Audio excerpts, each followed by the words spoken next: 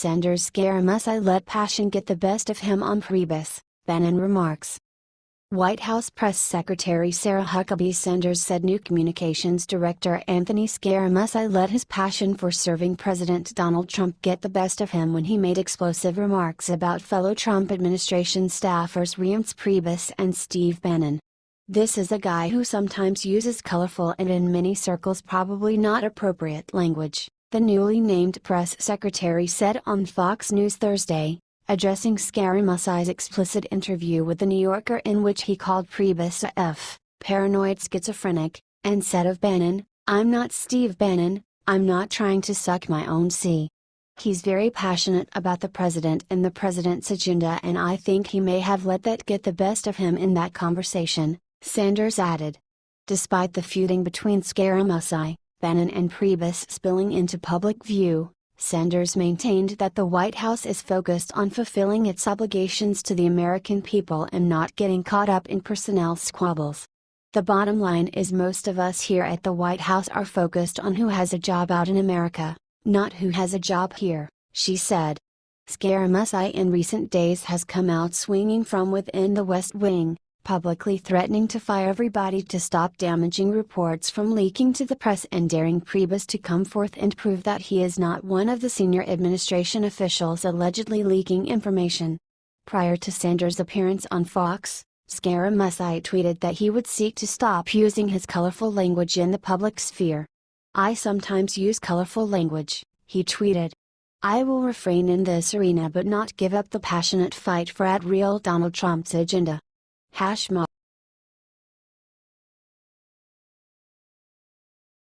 Want to see bipartisanship in Washington fire Mueller? Democrats and Republicans alike are growing increasingly strident with their warnings to the White House that Washington would reach a political breaking point, with no turning back for President Donald Trump, if he tries to fire Special Counsel Robert Mueller. Any effort to go after Mueller could be the beginning of the end of the Trump presidency unless Mueller did something wrong, Senator Lindsey Graham, RS.C., who in the late 1990s served as a House impeachment manager against President Bill Clinton, told reporters on Thursday. "Honestly, it'd be a full-blown constitutional crisis," cautioned Senator Ed Markey, D-Mass. Trump has long complained about the multiple probes into Russian meddling in the 2016 election, which have heightened tensions in Washington and at times distracted the White House from its policy goals. While Trump has not said he plans to fire the special counsel, his top aides have acknowledged the subject has come up. The many rumblings about Mueller's future, which intensified over the past week after Trump publicly criticized Attorney General Jeff Sessions for recusing himself from the whole Russia affair, could unite lawmakers from both parties in a way few issues have. Graham on Thursday outlined bipartisan legislation that would block Trump from firing the special counsel, by requiring a judicial review first. And while that sounds like a long shot in a Congress controlled by Republicans, and with the president's veto pen waiting, lawmakers aren't backing down from their own investigations into Russian meddling in the 2016 election. In an interview Thursday, Senate Intelligence Committee Chairman Richard Burr, RN.C., said his investigation with Democratic Senator Mark Warner would continue no matter what Trump did to Mueller. "I think there are a number of options for Congress if Mueller did get fired," Burr said, though he would not offer any details. "I'd say the easiest way is to make sure there is no change in the special counsel," he added. "I'm just hopeful they won't choose that route to go down. Firing Mueller wouldn't end the FBI investigation, either. The agents assigned to the Russia election meddling case would keep plugging away at their leads," law enforcement sources say. "Getting rid of Mueller doesn't eliminate the wheels in motion," said Asha Venkappa, an associate dean at Yale Law School and a former special agent in the FBI's counterintelligence division. Trump, his lawyers and his surrogates have for weeks tried to publicly discredit Mueller's effort, in particular several attorneys he's brought onto the task force who have made campaign contributions to Democrats.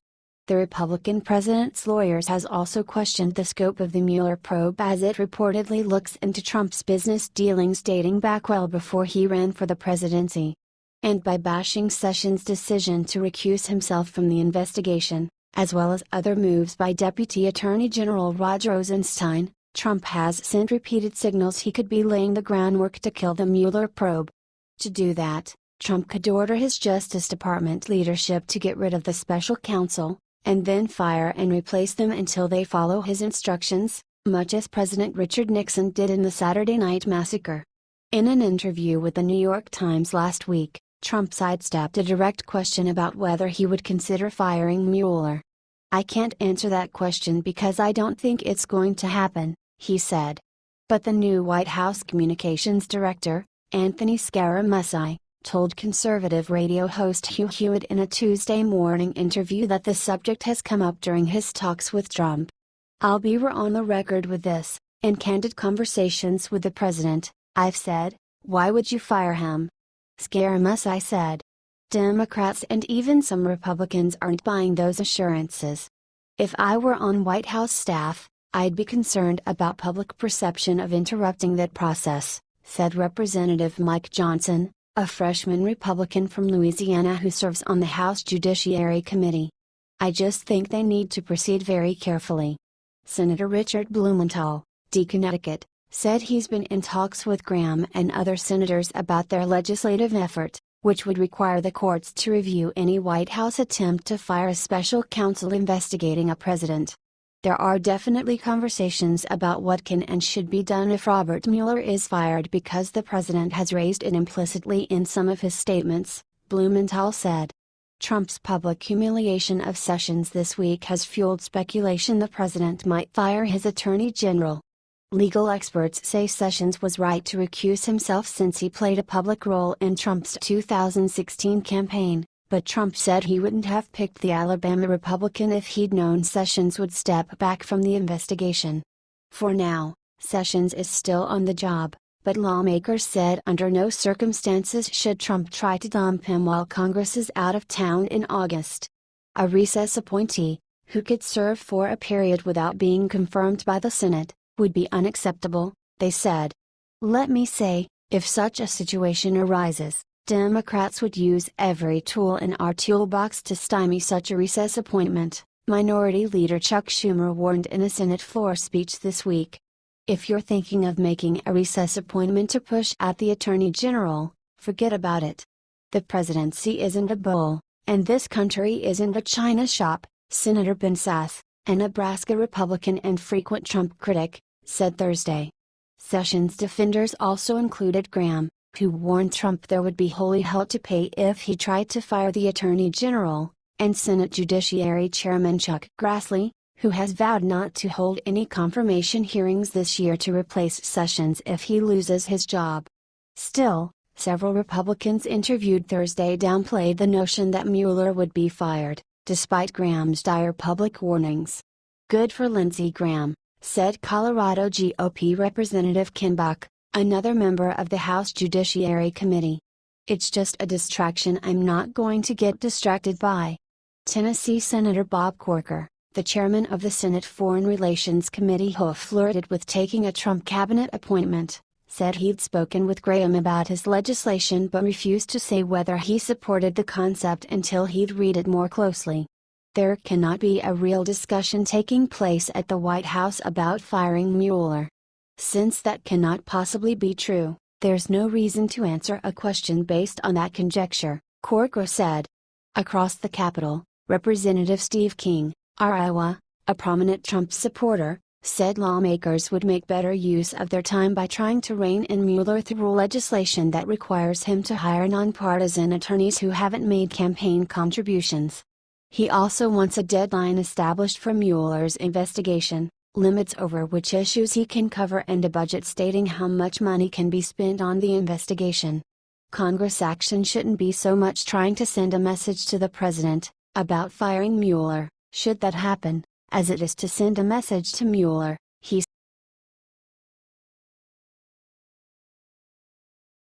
House passes spending package with border wall money. The House passed a $789 billion defense spending package Thursday to fund the Pentagon, veterans' benefits and nuclear programs, while supporting what GOP leaders have dubbed a down payment for President Donald Trump's border wall. In a 235-192 vote, the chamber wrapped up work on the Make America Secure Appropriations Act, which bundles 4 of the 12 spending bills to fund the government beyond September 30. 5 Democrats voted for the measure, including 2 from the border state of Arizona. About 80% of the bill's funding goes directly to the Pentagon, a total of more than $658 billion, which greatly exceeds Congress' current spending limits and would require lawmakers to strike a budget deal to achieve that higher allocation. We ask more of our military than ever before, and we need to support them here at home and abroad, House Appropriations Chairman Rodney Frelinghuysen, RN.J., said on the floor. This 4-bill package is carefully crafted to fund our critical military priorities.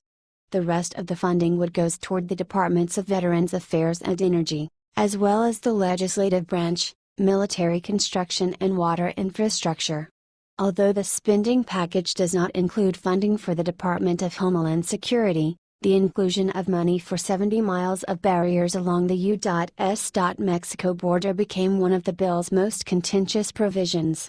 The measure's passage also caps several weeks of sparring on other contentious items, such as Congress' war authorization power and the military's rules on transgender troops.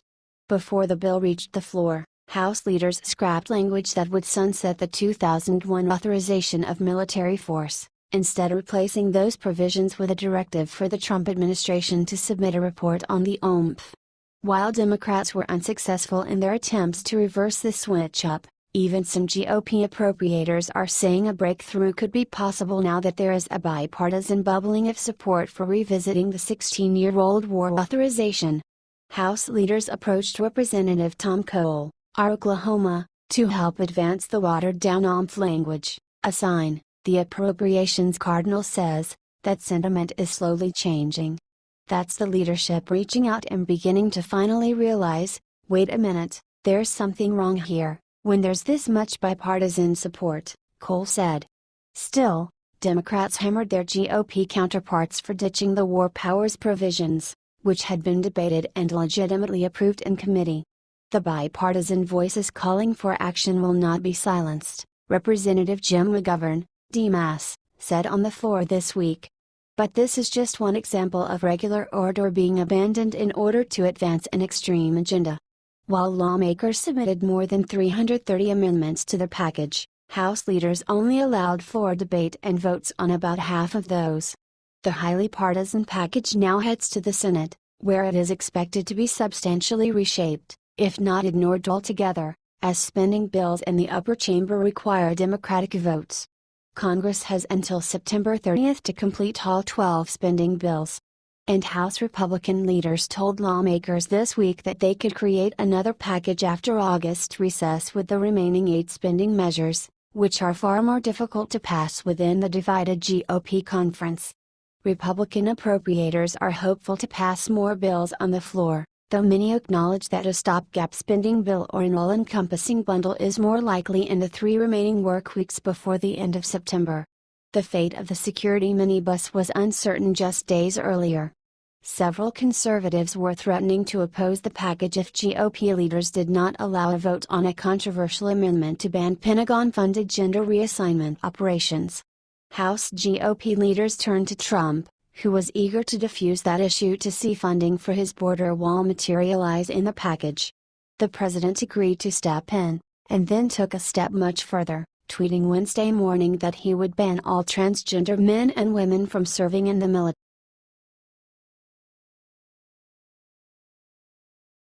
Scaramucci declares war on Priebus, Bannon. Anthony Scaramucci, the flashy and sometimes profane Wall Street financier, was brought on as White House Communications Director last Friday. It's already clear he's a lot more than that. In the span of 6 days, he has launched a brutally edged campaign to identify White House leakers, threatened to fire everybody in the communications shop, and has declared war on Chief of Staff Reince Priebus and Chief Strategist Steve Bannon. Scaramucci, who boasted that he reports directly to President Donald Trump, has described his role as fixing the place, said one person who spoke with him this week. And he's wasting no time. In a vulgar interview with The New Yorker's Ryan Leigh on Wednesday night, Scaramucci laced into Priebus for trying to block him from a job in the White House, called him a paranoid schizophrenic, and questioned Bannon's loyalty. "I'm not Steve Bannon, I'm not trying to suck my own sea," he said.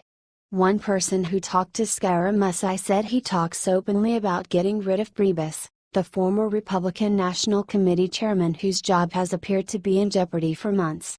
"He's got to go," this person said, summarizing Scaramucci's comments about Priebus. It's unclear how the New Yorker interview will impact Scaramucci's standing with Trump, but the president has already praised Scaramucci's brawler instincts, including his ability to get a retraction from CNN on an article that linked Scaramucci to the Russia investigations. But his attacks on fellow aides are sure to draw some condemnations and questions about his own future in the West Wing. Scaramucci suggested in a tweet on Thursday evening that he would pull back on the profanities, but he did not apologize. "I sometimes use colorful language. I will refrain in this arena but not give up the passionate fight for @real Donald Trump's agenda. #MAGA, he wrote. One White House official described the incident as a bump in the road for Scaramucci, and said that there was no expectation that he would be fired or punished for the interview. Nor any expectation that Trump will be inflamed by it. He didn't say anything negative about Trump, this person said. White House Press Secretary Sarah Huckabee Sanders offered a defense of Scaramucci on Fox News on Thursday evening, saying he's someone who's very passionate about Trump. "This is a guy who sometimes uses colorful and in many circles probably not appropriate language," Sanders said. "He's very passionate about the president and the president's agenda, and I think he may have let that get the best of him in that conversation." Scaramucci's arrival was described by one advisor as a cannonball from a diving board into a pool. With his brash outer-borough New York ethos and flair for showmanship, Scaramucci is perhaps more like Trump himself than anyone else on the White House staff, and his appointment is a clear signal that the president is walking away from his initial embrace of establishment Republicans familiar with Washington. Instead, Trump is choosing the gut-driven approach that won him the presidency. And that especially doesn't bode well for Priebus. The chief of staff has seen his power base steadily erode, losing first his deputy Katie Walsh, who departed the administration in March and recently returned to the RNC, and then Press Secretary Sean Spicer, who resigned after it was clear that Scaramucci would be above him in the West Wing. Some in the West Wing had thought it would be Priebus who would leave once the news of Scaramucci's hiring broke. In a potentially ominous sign, Priebus' usual defenders in the White House seemed subdued on Thursday, a noticeable shift from earlier in the administration, when public criticism of the chief of staff was met with a rapid response. No one seemed empowered to defend Priebus, unlike in the early days, when 2 paragraphs in a story about him could prompt 6 or more phone calls. One person who spoke to Priebus over the weekend said he'd wanted to make it to a year in the White House, but has settled for staying at least through health care. One reason Priebus and his allies opposed Scaramucci coming on board was they knew he wouldn't just be a comms person going on TV, one West Wing official said. Priebus has begun calling allies and asking for advice on whether he should stay in the job and how he should handle the situation, according to people familiar with the talks. One such call went to Speaker Paul Ryan earlier this week, who advised Priebus to stay and that the president needed him. "They speak often," said Doug Andres, a Ryan spokesman, who declined to comment further. Priebus has continued to hold daily meetings in his office, but people no longer feel like they have to attend, one senior White House official said. Newly elevated Press Secretary Sarah Huckabee Sanders declined to give Priebus a direct vote of confidence at the daily briefing Thursday, saying the president would let you know if he wasn't happy with his staff. "The president enjoys healthy competition," Sanders said. Scaramucci got the president's blessing before going on television and criticizing Priebus on Thursday morning, just before the daily 8 a.m. meeting where Priebus typically tries with little luck to set the agenda for the day. The communications director, who described Priebus last week as a sibling-style rival, responded to a question about his relationship with the chief of staff by mentioning the biblical brothers Cain and Abel. "Cain killed Abel. Scaramucci taunted Priebus over leaks again, hours after posting and then deleting a tweet that seemed to suggest he believed Priebus had been involved in the release of his financial disclosure form, a public document that was released by a federal government agency. If he wants to prove he's not a leaker, let him do it, Scaramucci said on CNN. He said there are only two people who can be trusted in the White House. I can tell you two fish that don't stink, Scaramucci said to CNN. That's me and the president.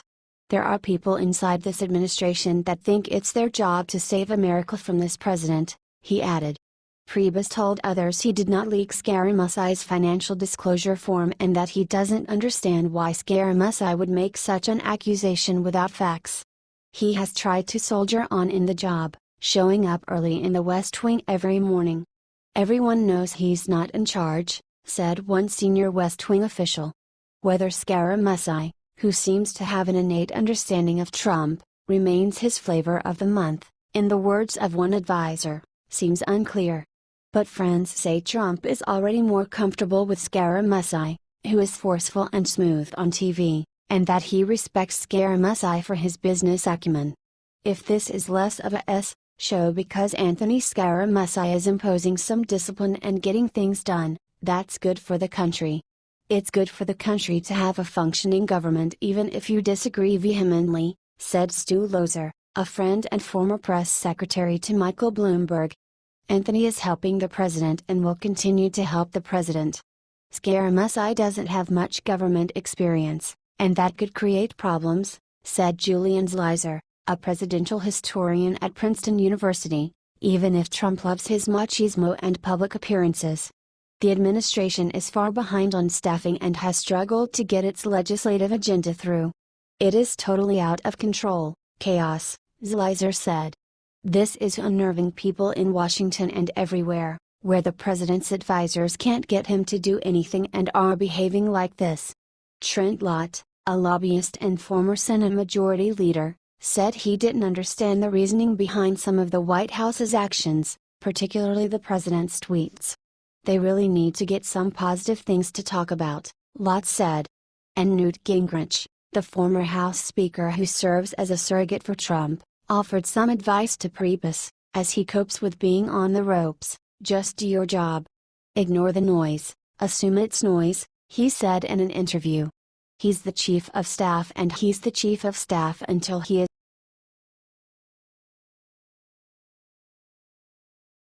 candidate for DHS job withdraws because of transgender ban.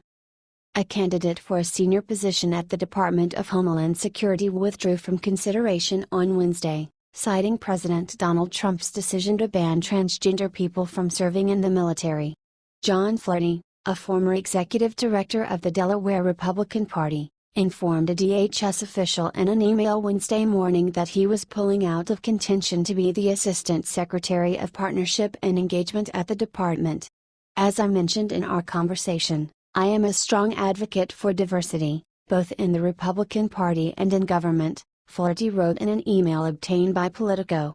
The president's announcement this morning, that he will ban all of those who identify as transgender from military service, runs counter to my deeply held beliefs, and it would be impossible for me to commit to serving the administration knowing that I would be working against those values. Flaherty, who is openly gay, said he interviewed for the job on Tuesday, one day before Trump's surprise tweet that the government will not accept or allow transgender individuals to serve in any capacity in the U.S. military. The decision blindsided much of the federal government, including many at the Defense Department and in the White House. It has led to widespread confusion about what will happen to openly transgender members of the military, and the White House has not yet provided clarity on the issue.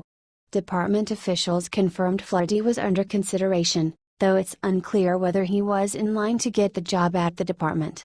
He was one of many candidates being considered and he withdrew from consideration, DHS spokesman David LePan wrote in an email.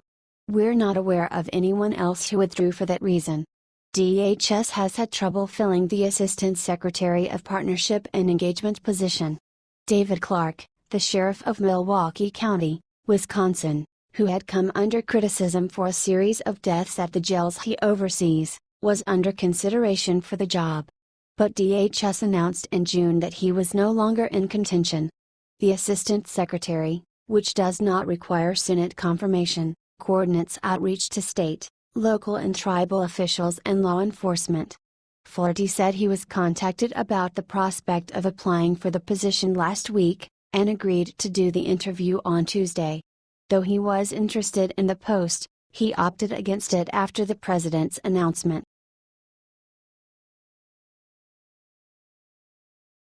Sessions confident in recusal, despite hurtful Trump attacks. Attorney General Jeff Sessions said he stood by his recusal from the federal probe into Russian election meddling and potential ties to the Trump campaign, despite President Donald Trump's repeated public rebukes of the move.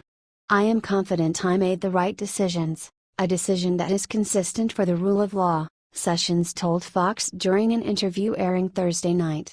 "An attorney general who doesn't follow the law is not very effective in leading the Department of Justice." The attorney general added that he understood Trump's feelings on the matter. "This has been a big distraction for him," he said.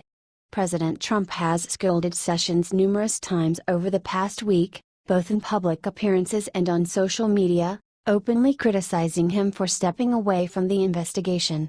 Trump has refused to say whether or not he intends to fire Sessions in light of his disappointment in him, but Sessions reaffirmed Thursday that he intends to carry on in his role until told otherwise. Sessions added, however, that if the president called for him to step aside that he would certainly do so. "If he wants to make a change, he can certainly do so," Sessions said of Trump. "I would be glad to yield in that circumstance." Sessions also told Fox that he felt Trump's public rebukes of him were kind of hurtful, though he added that he still felt that the President of the United States is a strong leader.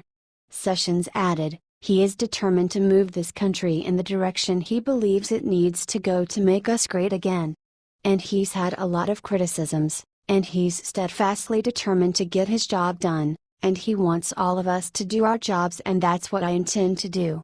Trump has slammed the sitting attorney general in recent days, telling the New York Times last week that he would have never picked him had he known he planned to recuse himself from the ongoing federal probe on Russian election meddling and potential ties to the Trump campaign.